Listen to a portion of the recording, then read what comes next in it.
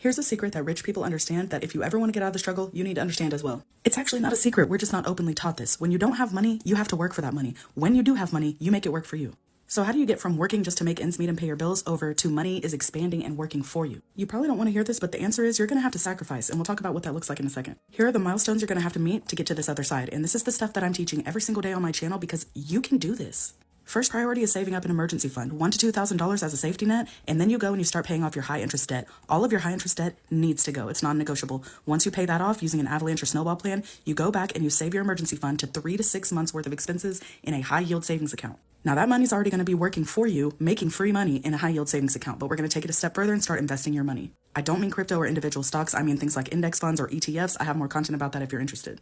Now you may be thinking, I don't have enough money to save. I can barely pay my bills. This is where sacrifice comes into play. You want to hit these milestones by any means necessary. That means you might have to get side jobs temporarily. You might have to invest your time to learn new skills that can bring you more money. You have to learn how to say no to friends and family who don't know what your financial goals are. You have to let go of your image. Okay, so quit trying to buy the newest phone, the newest car, the biggest car you can afford, the biggest house you can afford. Is it fair that sometimes people have to work 2, 3, 4 jobs just to make ends meet plus try to hit their goals? No, not really. But you can either focus on that and stay stuck, or you can focus on trying to hit these goals and get yourself into a better situation. Working multiple jobs does not have to be forever, but guess what? Like I said, by any means necessary, you need to hit these goals. So if it takes you a couple years of working side jobs and working a lot of hours to finally get to a place of financial freedom, it is worth it. Trust me. You're also going to have to do some mindset work because mindset is absolutely everything.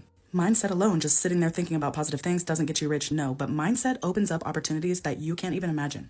When you do a lot of mindset work, you let go of limiting beliefs, you get out of the victim mentality, you start to realize that you are actually in control of your life and you can make anything happen for yourself that you want to. And take it from me because I used to be worse than broke. I had $0, even negative, in my bank account, and I was a single mom, very much struggling to get by. Because of all these things I'm talking about, I am now on the path to becoming rich in my future. I also want to talk a little bit about letting go of your image, and I'm going to use myself as an example again. I want a new Tahoe, and I have the money to go and get it. But should I do that right now? Should I go and buy a $50,000, $60,000, $70,000 vehicle when I could be sinking that money into my investments that's going to get me a way bigger return?